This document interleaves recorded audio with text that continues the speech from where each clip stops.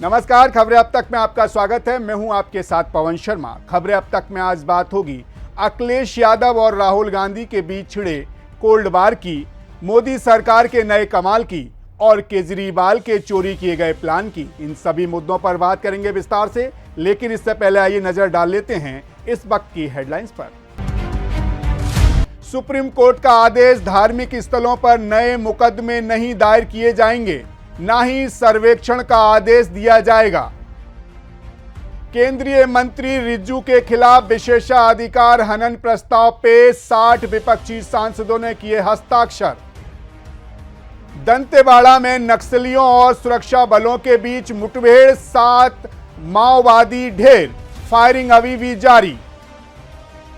झारखंड में लागू नहीं होगा निजी नौकरियों में 75% आरक्षण देने वाला कानून, हाई कोर्ट ने लगाई रोक।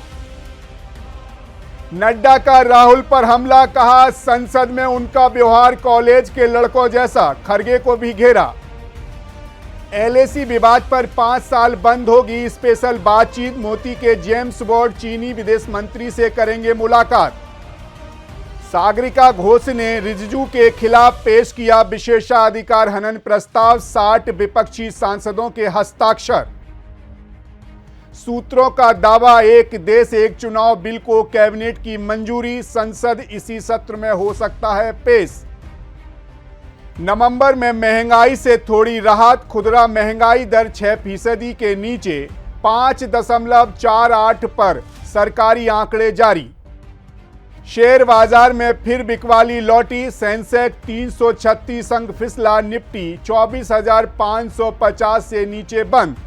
हेडलाइंस के बाद आगे बढ़ेंगे और रुख करेंगे हमारी आज की खास रिपोर्ट्स की तरफ। उत्तर प्रदेश में सपा और कांग्रेस के बीच चल रही राजनीति की जंग अब न सिर्फ तूल पकड़ चुकी है, बल्कि दोनों पार्टियों के बीच जनता के मुद्दों को हाईजैक करने की होड़ ने सियासी तापमान को भी बढ़ा दिया है। इसमें अखिलेश यादव या राहुल गांधी कौन बढ़त बना रहा है, ये सवाल अब हर किसी की जुबान पर है, लेकिन इसका जवाब हम देंगे। 2027 के विधानसभा चुनाव की तैयारियों के बीच दोनों पार्टियां अपने अपने मुद्दों को ऐसे लपक रही हैं जैसे कल क्या होगा किसी को नहीं पता। जैसे सबसे पहले संबल हिंसा का मुद्दा सामने आया और सपा ने संसद में इस पर जोरदार आवाज उठाई, लेकिन राहुल गांधी ने भी इस मुद्दे को भुनाने में कोई कसर नहीं छोड़ी। जैसे ही संबल हिंसा के पीड़ितों ने दिल्ली में राहुल से मुलाकात की, कांग्रेस ने न सिर्फ मीडिया में अपनी धाक जमाई, बल्कि पीड़ितों के परिवार को मदद का भी आश्वासन दिया। यही नहीं, राहुल गांधी और प्रियंका गांधी का गाजियाबाद बॉर्डर पर प्रदर्शन भी सपा से एक कदम आगे चला गया, जिसके बाद सपा ने खुद को पहले इस मुद्दे का नायक साबित किया था। वहीं मुद्दा राहुल गांधी के हाथ में चला गया, लेकिन सपा भी खाली नहीं बैठी। संबल के बाद जब कांग्रेस ने किसानों के मुद्दों पर एक बड़ा कदम बढ़ाया, तो सपा ने भी अपनी बारी आने पर कसर नहीं छोड़ी। सपा का 16 संसदीय डेलीगेशन किसानों से मिलने के लिए तैयार हुआ। इतना ही नहीं, इसके बाद फिर अचानक राहुल गांधी ने हाथरस में अपना सियासी तीर छोड़ा। आज हाथरस के रेप मर्डर कांड में पीड़ितों के परिवार से मिलने के बाद उन्होंने एक बार फिर अखिलेश को मात दी। ऐसे में सवाल उठ रहा है कि क्या राहुल गांधी ने जानबूझकर ये कदम उठाया है? जवाब शायद हाँ होगा, क्योंकि इन मुद्दे पर अखिलेश रेस में पीछे रह जाना साफ दिख रहा है। अब बात करें 2027 की, तो कांग्रेस ने अपनी सियासी बिसात पहले ही बिछानी शुरू कर दी है। अगर हम 2024 के लोकसभा चुनाव की बात करें, तो सपा और कांग्रेस दोनों ने मिलकर चुनाव लड़ा था, जिसमें सपा को 37 सीटें मिली, वहीं कांग्रेस को 6 सीट तक ही सिमटना पड़ा।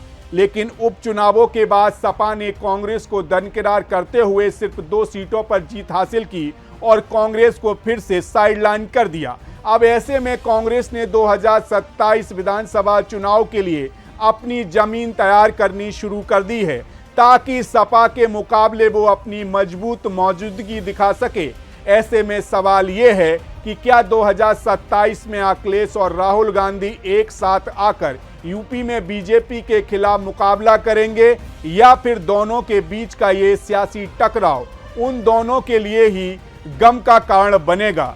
इस सियासी जंग में कौन आगे जाएगा ये तो वक्त ही बताएगा, लेकिन फिलहाल दोनों के बीच चल रही हाईजैकिंग की होड़ उत्तर प्रदेश की राजनीति में नया मोड़ ला सकती है। फिलहाल इसी के साथ खबरें अब तक में रुक कर लेते हैं अगली रिपोर्ट्स की ओर। केंद्रीय कैबिनेट ने एक देश एक चुनाव लागू करने के लिए एक विधेयक को मंजूरी दे दी है। ये विधेयक अगले हफ्ते संसद में पेश किया जा सकता है।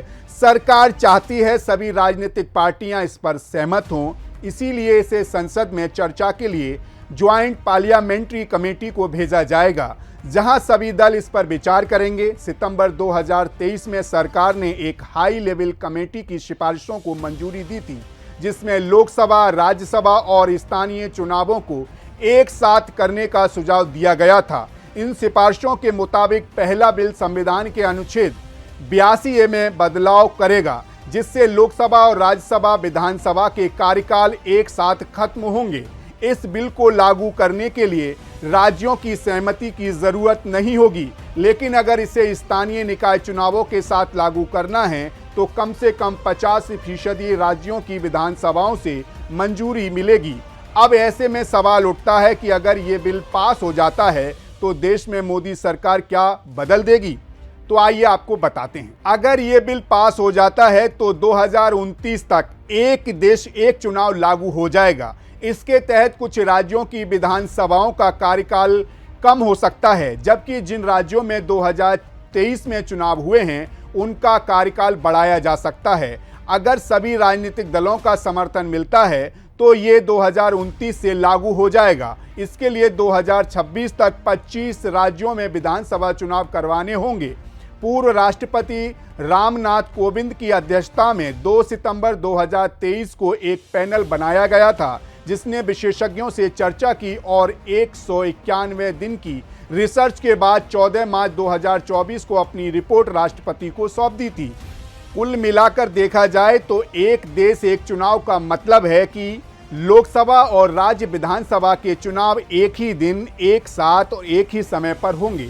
भारत में पहले 1952, 1957, 1962 और 1967 में लोकसभा और राज्य विधानसभा के चुनाव एक साथ हुए थे, लेकिन 1968 और 1969 में कई राज्यों की विधानसभाएं समय से पहले भंग हो गईं और 1970 में लोकसभा भी भंग कर दी गई, जिससे ये परंपरा टूट गई। लेकिन एक बार फिर मोदी सरकार इसे लागू करके देश को करोड़ों रुपए के चुनाव में खर्च होने से बचाने की कोशिश में जुटी है। इसी के साथ खबरें अब तक में रुक करेंगे अगली रिपोर्ट्स का। दिल्ली में विधानसभा चुनाव से पहले आम आदमी पार्टी के मुखिया अरविंद केजरीवाल ने मास्टर स्ट्रोक खेल दिया है। उसी तरह का मास्टर स्ट्रोक जिस तरह का एमपी में शिवराज सिंह चौहान ने, महाराष्ट्र में एकनाथ शिंदे ने और झारखंड में हेमंत सोरेन ने खेला था, ऐसा मास्टर स्ट्रोक जो उनकी पार्टी फिर सत्ता में आने की चाबी साबित हुई। ये दावा महिलाओं को हर महीने एक रकम देने का है। केजरीवाल ने वैसे तो इस स्कीम का ऐलान पहले ही कर दिया था, लेकिन अब इसे लागू भी कर दिया है। लोग सोच रहे हैं कि केजरीवाल ने कमाल का काम किया है।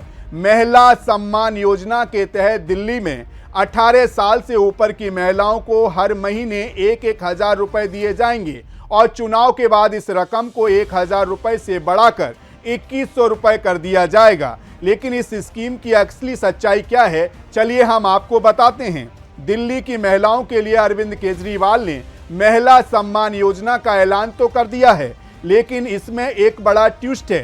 केजरीवाल ने कहा कि योजना लागू हो चुकी है, लेकिन महिलाओं को पैसा चुनाव से पहले नहीं मिलेगा। अब ये क्या हो गया? योजना का रजिस्ट्रेशन तो शुरू हो रहा है, लेकिन पैसे का इंतजार करना पड़ेगा। केजरीवाल ने कहा कि चुनाव के बाद योजना की राशि बढ़ाकर 2100 रुपए कर दी जाएगी। अब इसी से समझा जा सकता है कि असल में उन्होंने केवल वायदा किया है, काम कुछ नहीं किया। इस ऐलान का मकसद महिला वोटरों को लुभावना है, क्योंकि पैसा तो चुनाव के बाद मिलेगा, यानी कि चुनावी फायदे के लिए वोट बटोरने की कोशिश हो रही है। इससे ऐसे समझिए कि दिल्ली सरकार के पास पहले से ही बजट की कमी है और इस योजना के लिए पैसे चाहिए, लेकिन दिल्ली सरकार पहले ही भारी कर्ज में डूबी हुई है। ऐसे में इस योजना का लागू होना मुश्किल ही नजर आता है और पैसा मिलने में भी वक्त लगेगा। कहा जा सकता है कि केजरीवाल का ये महिला सम्मान योजना का ऐलान सिर्फ एक चुनावी ड्रामा साबित हो सकता है। महिलाओं को लुभावने के वायदे तो किए गए, लेकिन असली फायदा चुनाव के बाद मिलेगा और तब तक उनका ये ऐलान महज एक दिखावा रह जाएगा। दिल्ली की जनता अब समझ चुकी है कि केजरीवाल के वायदों में कितना दम है और इस बार उनका जादू शायद ही इतना असरदार नहीं होने वाला। फिलहाल राजनीति के इस जाल में जनता इस बार धोखा खाती है या सबक सिखाती है, ये तो देखने वाली बात होगी। इसी के साथ खबरें अब तक की खास रिपोर्ट में आज इतना ही, मगर जाते जाते एक बात आपसे जरूर करेंगे। सियासत हर रोज चरम पर पहुंच रही है, लेकिन इससे जनता के मुद्दे नदारद हैं, बिल्कुल वैसे ही जैसे चुनाव के वक्त रहते हैं। संसद में जनता के मुद्दों को उठाया नहीं जा रहा है और अगर जनता को बाहर कहीं साधा जा रहा है तो वो भी बस राजनीतिक मतलब के लिए। नेताओं को समझना होगा कि जनता के मुद्दों का इस्तेमाल सिर्फ राजनीति के लिए करना सही नहीं है।